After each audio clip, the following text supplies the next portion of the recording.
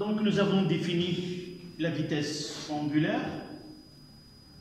soit par la méthode d'encadrement, lorsque nous disposons d'un enregistrement qui s'effectue au cours des, c'est-à-dire nous avons des points enregistrés à des intervalles de temps réguliers et petits.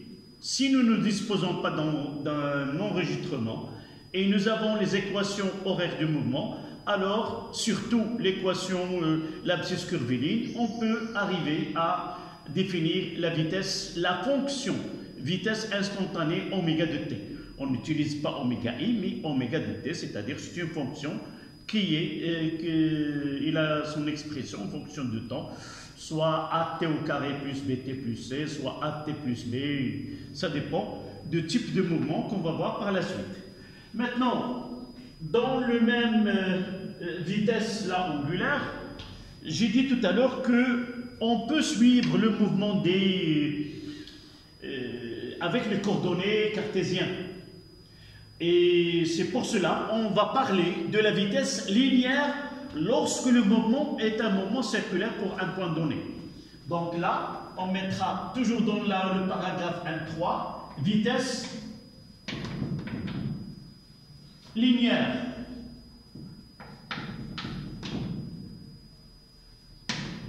C'est V.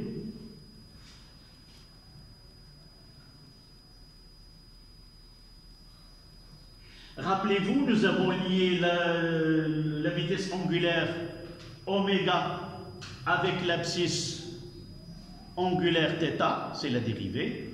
Et maintenant, on va lier la vitesse linéaire avec l'abscisse curviligne. On définit V, soit par la méthode d'encadrement comme tout à l'heure VI, c'est SI plus 1 moins SI moins 1 sur TI plus 1 moins TI moins 1. D'accord? C'est-à-dire la même chose que nous avons vu tout à l'heure. Voici l'angle. Ici, c'est l'axe de référence. Là, c'est MI. MI moins 1. Là, c'est MI. Et là, c'est MI plus 1. Là, c'est un point de référence. On va l'appeler oméga, là. Ici, c'est SI moins 1. De là à là, c'est SI plus 1. Et on va essayer de déterminer sur l'arc celle-là, SI plus 1. De là à là, moins de là à là, sur delta de t, qui est t plus 1 moins t moins 1. Là, nous n'avons pas besoin de l'angle θ. Et vous voyez à partir de là, l'unité ici, c'est le mètre, seconde moins 1. Puisque l'unité de S est le mètre, le temps est en secondes.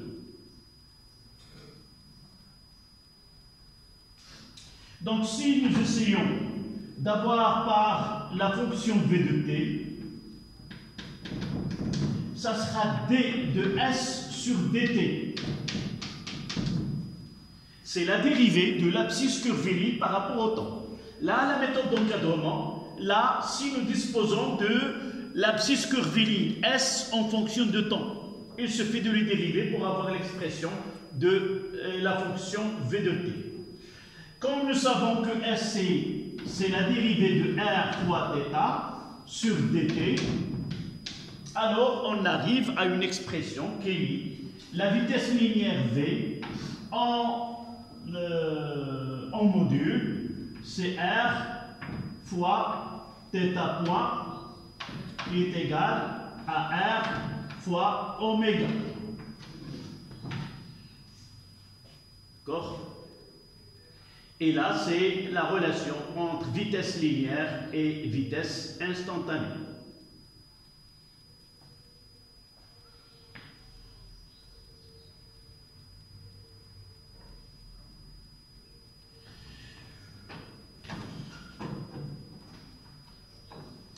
Il nous reste une petite remarque à propos du vecteur.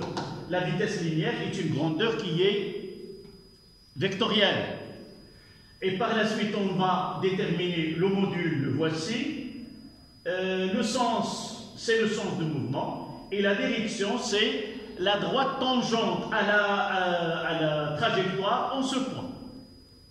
Donc, vous notez à la ligne, si vous avez écrit ceci. Allez, écrivez. V est une grandeur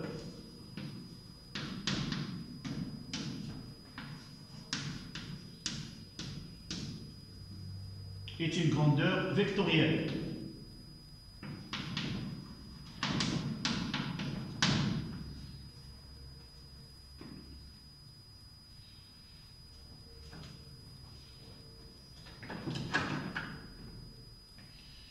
V est une grandeur vectorielle.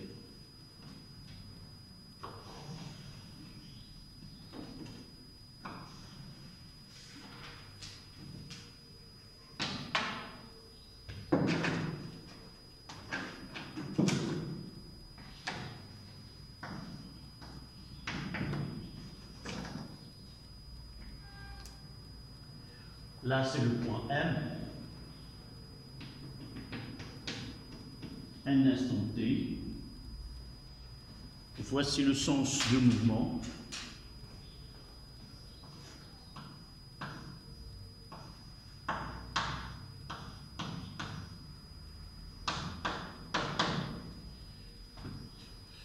Donc la direction de V,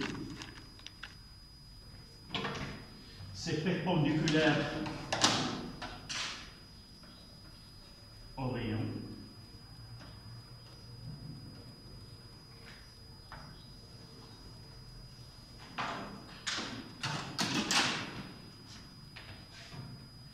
Et voici V.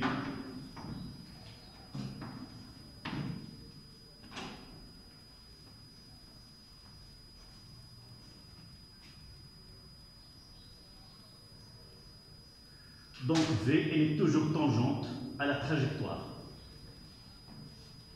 Et le sens, donc direction,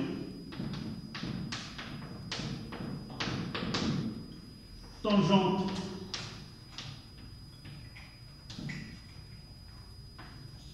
à la trajectoire,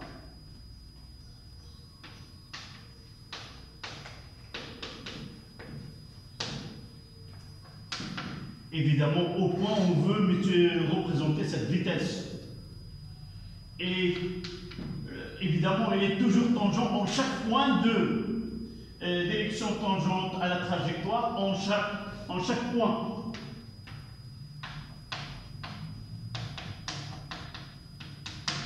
Le sens, c'est le sens de mouvement.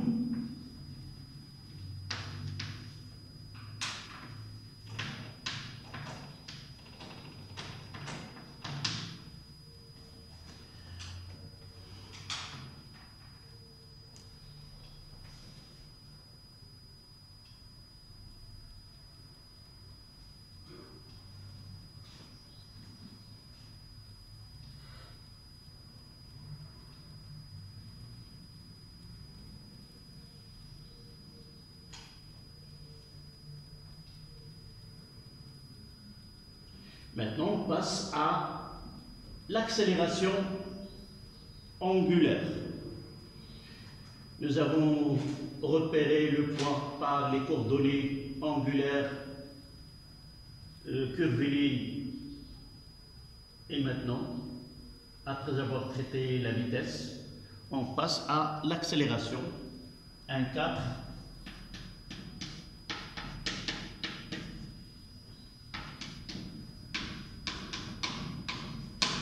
Angulaire. C'est θ de poids. C'est la dérivée seconde de l'abscisse angulaire θ.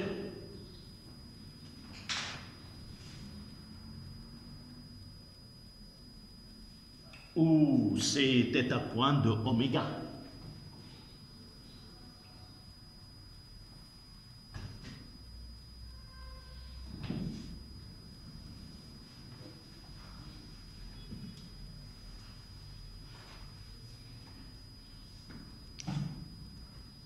à la ligne.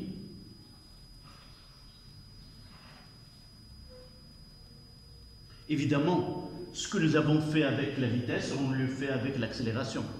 Ce n'est pas la peine de l'écrire une autre fois, qu'on peut déterminer l'accélération angulaire à partir d'un enregistrement. D'abord, nous déterminons sur l'enregistrement θ1, θ2, θ3, et ainsi de suite. On remplit dans un tableau oméga i, qui est θi plus 1 moins θi sur moins 1 sur d'auto. On remplit et à partir de là, on peut déterminer l'accélération angulaire. Donc, on va mettre on le refait, c'est pas grave. Donc, encadrement, par méthode d'encadrement.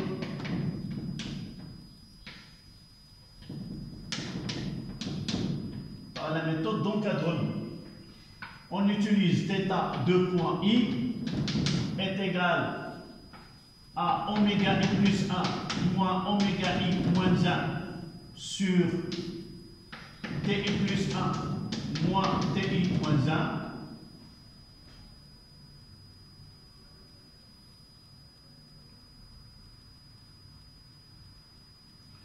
Ou tout simplement, la méthode, si nous disposons de la fonction c'est d2 oméga sur dt qui est égal à d2 de θ sur dt2. Ça, si nous disposons de la fonction oméga de t.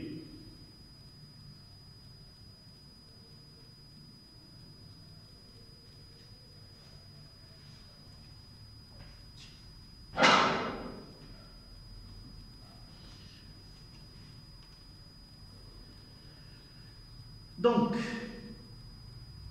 maintenant, comme de la même façon qu'on a traité le repérage de poids, de la vitesse, aussi on parlera de l'accélération linéaire. Évidemment, nous avons dit tout à l'heure qu'on peut définir l'accélération linéaire, et de là, lorsque le mouvement est circulaire, au lieu d'utiliser le repère cartésien que nous avons dessiné tout à l'heure, là, deux savants, mais dans notre programme, on ne cite qu'un seul, c'est le Freinet. Freinet et un autre savant, je pense que Snell, si je me rappelle bien, mais pour nous, on utilise ce qu'on appelle le repère de Freinet. Ce repère de Freinet, c'est une conversion d'un repère qui est cartésien vers un repère qui est en mouvement de rotation autour de l'axe delta. Comment on le choisit? L'origine de ce repère, c'est le point en mouvement, et associé à ce repère-là, à ce référentiel qui est lié au solide en déplacement ou au point en déplacement, trois axes avec une base qui est le corps solide, c'est le point M, un vecteur unitaire N qui est normal et un vecteur U qui est tangent, et un autre vecteur K pour faire une base trièdre directe dans l'étude. D'accord? Donc à la ligne,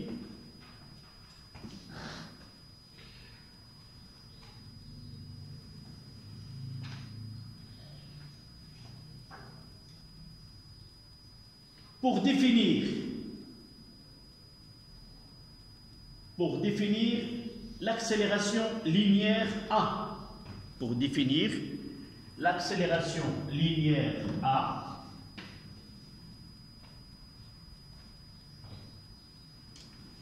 et la lier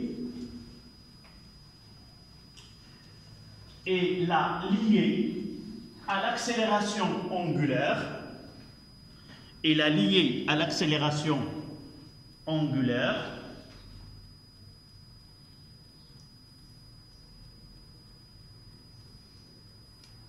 et l'accélération angulaire, on utilise un repère appelé repère de Freinet. On utilise un repère appelé repère de Freinet.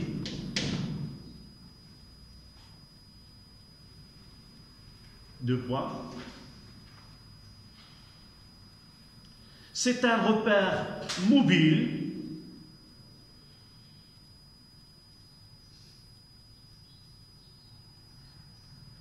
dont l'origine est le point M,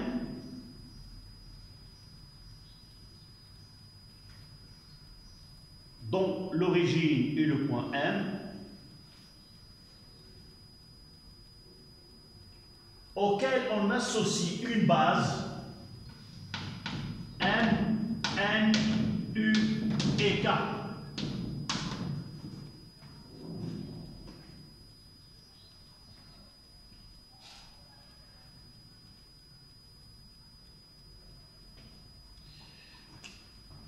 Donc je vais faire un petit schéma.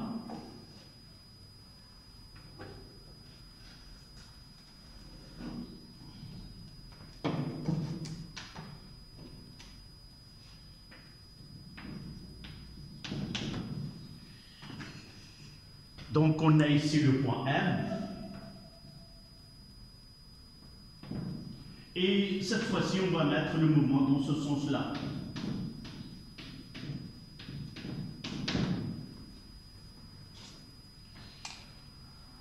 Donc le point M est décrit cette cercle. De là, on va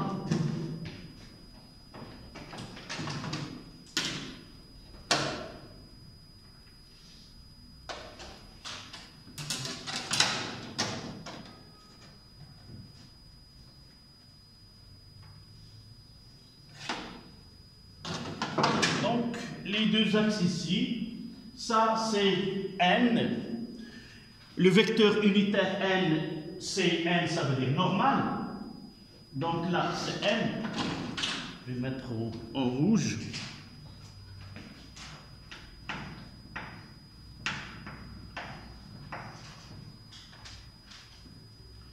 Et il y a le vecteur tangent. Généralement, on le choisit dans le sens de mouvement. Là, c'est U.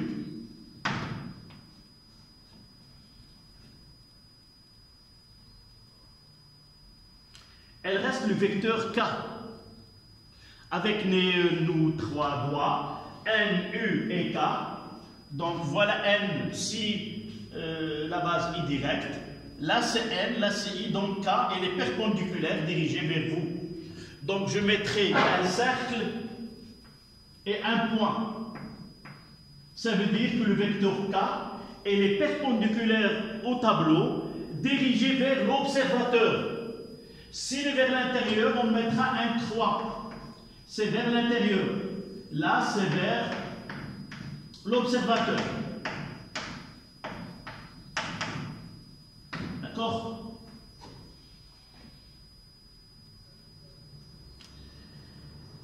Cette étude-là nous a permis, sans le démontrer dans notre cours, supposons que là c'est A, c'est l'accélération linéaire A. Alors ce vecteur-là, accélération, elle a deux composantes dans ce repère-là. Il y a ce qu'on appelle,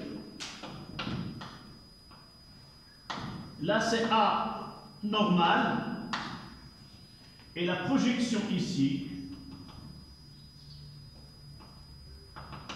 là, c'est A tangentiel.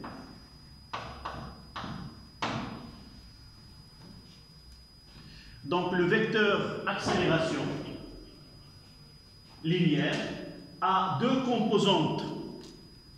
Donc, je peux écrire que A est égal à A N plus AT. AN, on montre que c'est V au carré sur R, composante normale. Et AT est égal à D de V sur DT, qui est égal à R fois θ de points, c'est la composante tangentielle.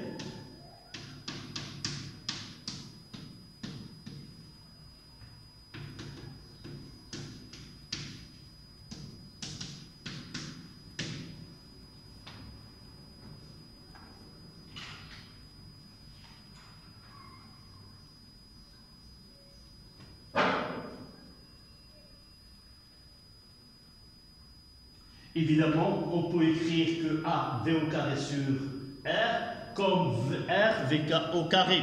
C'est là. D'accord? V, c'est R oméga. C'est R oméga le tout au carré. Ici, je vais la mettre remarque. Que AM, la composante normale, est égale à R fois oméga au carré.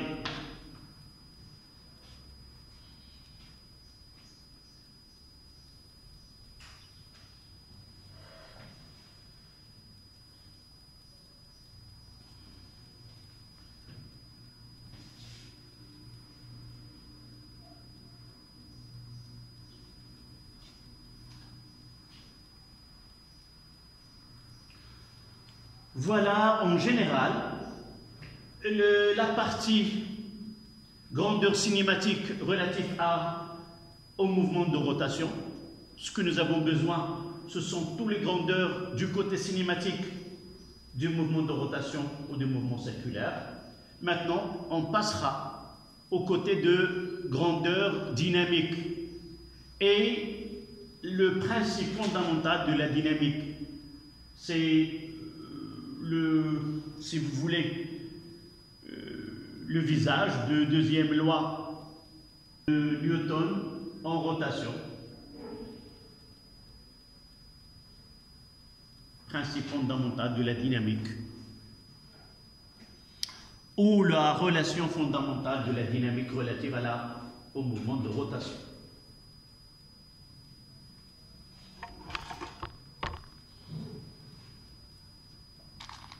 Donc 2 en chiffres romains. Principe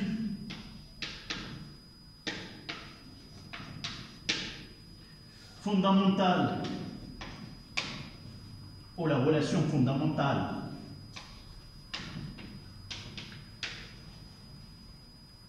de la dynamique.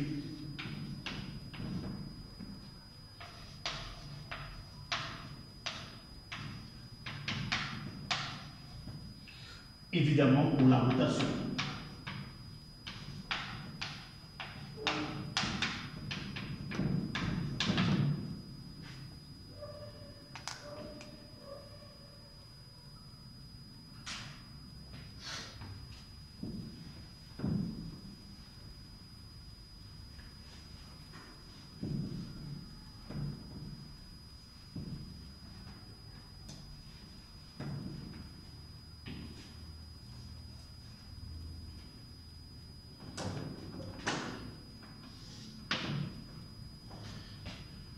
Ça y est?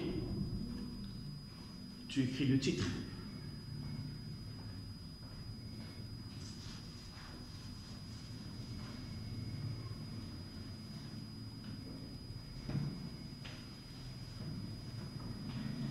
Donc, pour parler de principe fondamental de la dynamique, c'est tout simplement donner la relation qui relie les grandeurs dynamiques avec les grandeurs cinématiques. Avant, pour la deuxième loi de Newton, en réalité, lorsque j'étais élève comme vous, on ne savait pas, on nommait pas la deuxième loi de Newton, mais on la connaît sous forme de principe fondamental de la dynamique. Et avec le temps, on a essayé de donner le nom à chaque relation, mais celle-là ne porte le nom d'aucun savant, puisqu'elle est obtenue à partir de la deuxième loi de Newton. Lorsque là, on travaille dans le cadre d'un mouvement circulaire d'un point M, en appliquant la deuxième loi de Newton à la rotation, on obtient cette relation qu'on va donner juste un moment. Donc, avant de parler de deuxième ou plutôt de principe fondamental ou de la relation fondamentale de la dynamique relatifs aux rotations, on doit parler des grandeurs dynamiques. Dans la deuxième loi, on utilisait les forces. Somme des forces, c'est le côté dynamique, et est égal à MA. 1 fois A, c'est soit D de V, soit D2 de OM sur dt carré. Là, ce sont les grandeurs cinématiques. Donc, pour nous, les grandeurs cinématiques, nous les avons déjà. Nous avons oméga, nous avons θ 2 points et nous avons θ. Il nous reste les grandeurs dynamiques, c'est-à-dire les actions mécaniques exercées sur un corps lorsqu'il est en mouvement de rotation.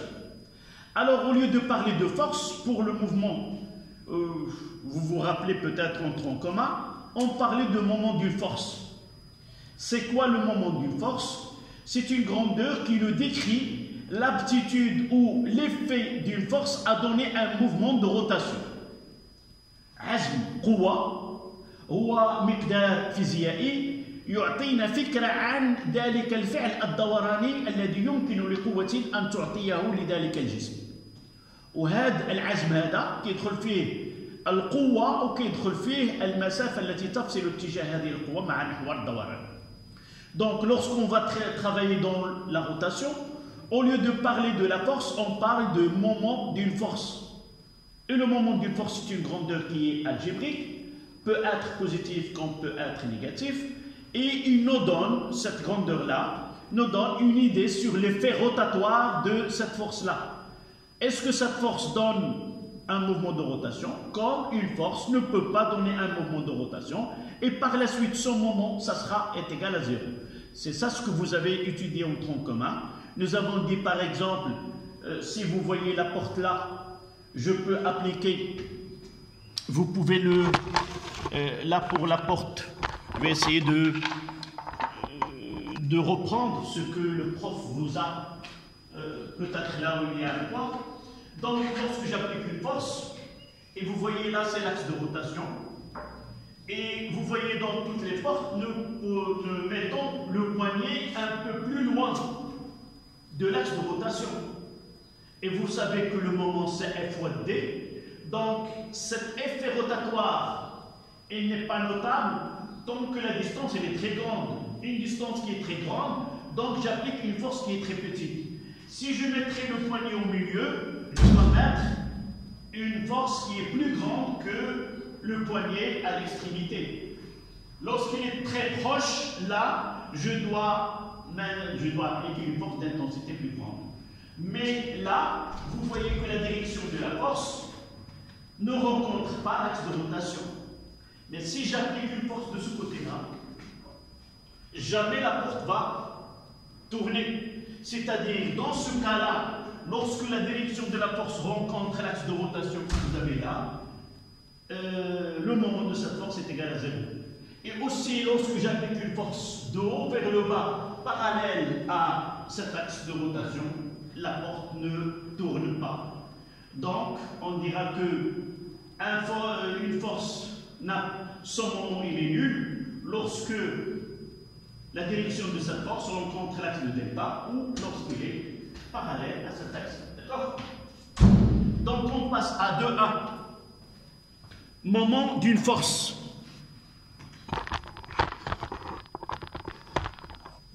2A. Moment d'une force.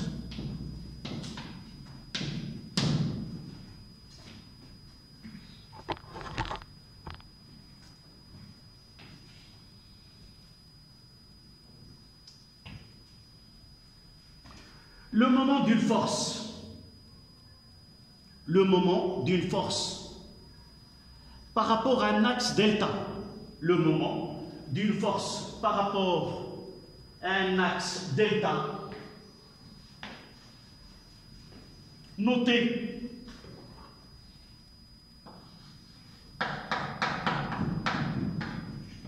moment de la force F par rapport à l'axe delta est une grandeur algébrique,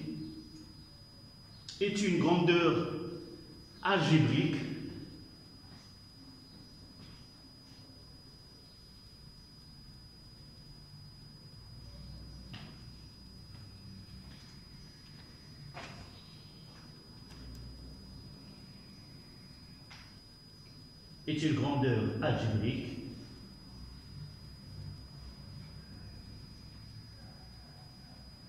capable de donner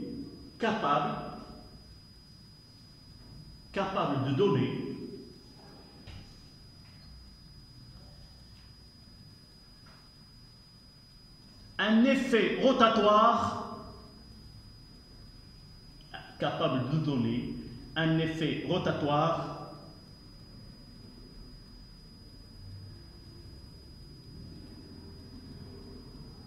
sur un corps solide.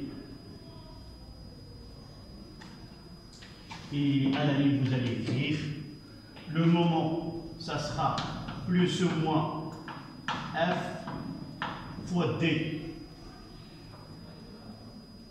F est l'intensité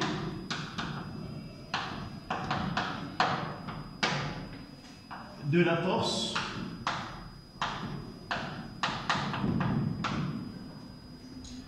D, c'est la distance qui sépare la direction de F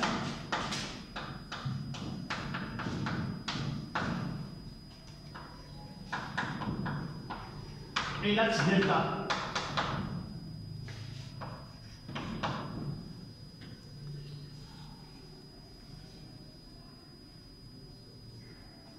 On va faire un petit schéma qui va nous faciliter. Donc je mettrai un plan.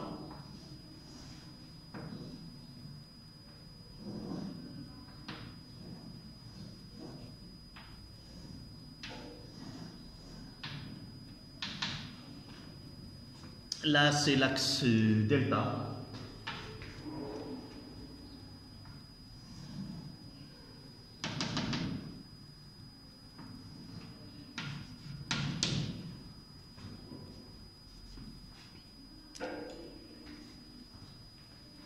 Ici, j'ai une force F.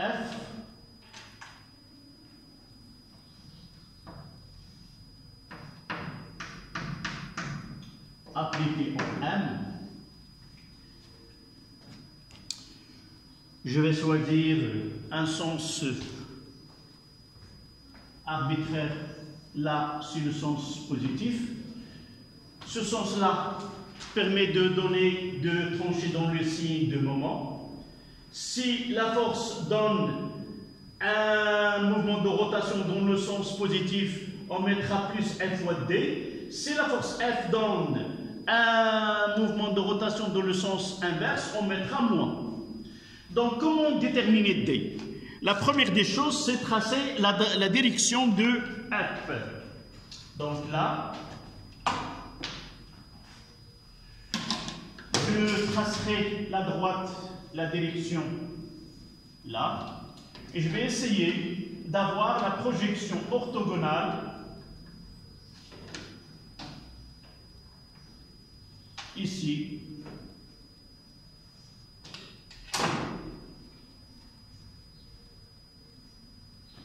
Là, c'est H. Et là, c'est O.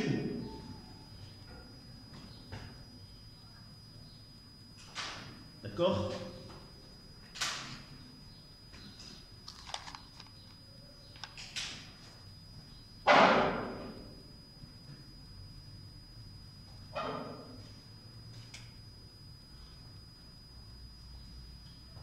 Et là, c'est D. Ce OH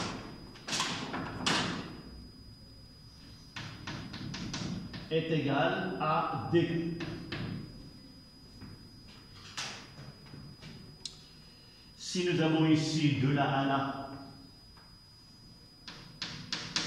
là c'est R. Ça sera θ, par exemple, donc θ.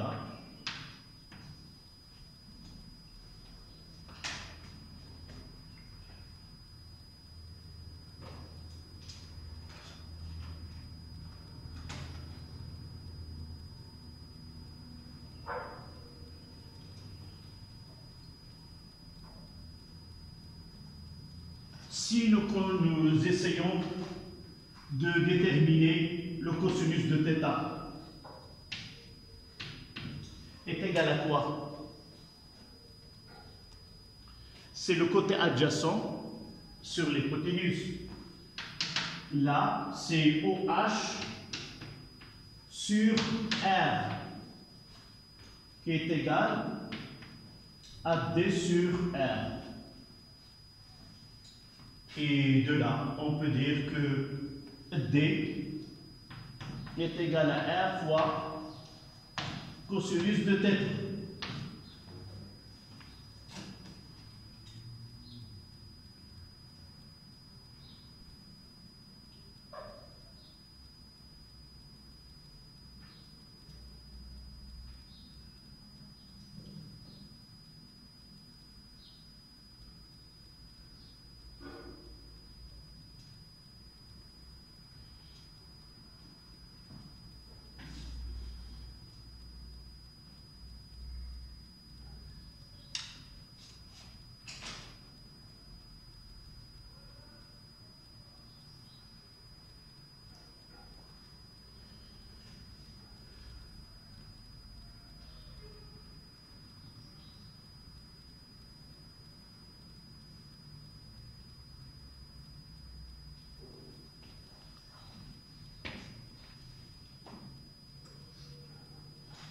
Ça y est.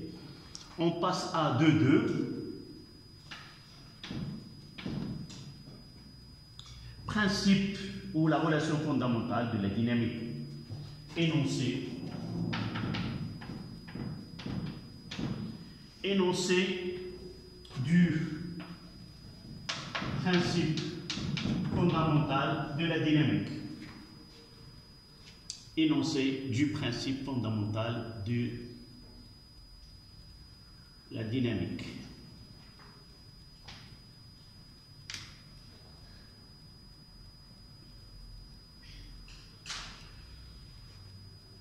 Vous notez, la somme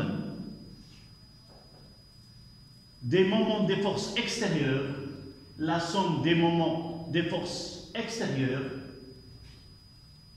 qui s'exercent sur un solide en rotation, la somme des moments des forces extérieures qui s'exercent sur un solide en rotation autour d'un axe fixe est égale au moment d'inertie, du solide multiplié par son accélération angulaire,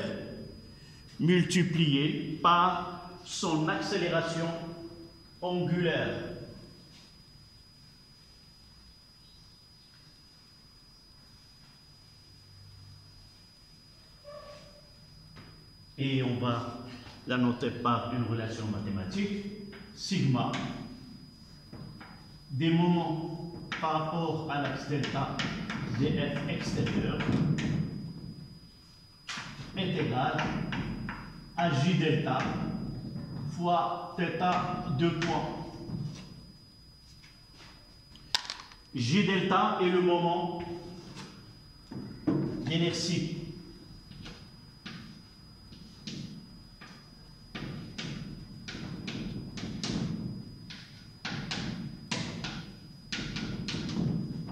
Moment d'inertie du solide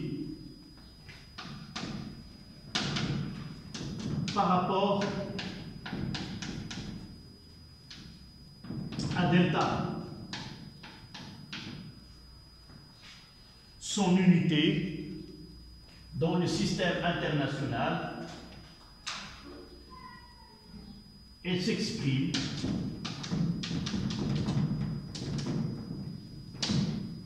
en kilogrammes fois le mètre carré. Θ de point nous la connaissons. Là c'est le newton fois le mètre. Là c'est le kilogramme mètre au carré fois L'unité, c'est radian seconde moins 1. Donc, il nous reste, Inch'Allah, après les vacances, de faire des applications à cette loi, ce principe fondamental de la dynamique. D'accord? Il nous reste 23, c'est des applications. Voilà, merci.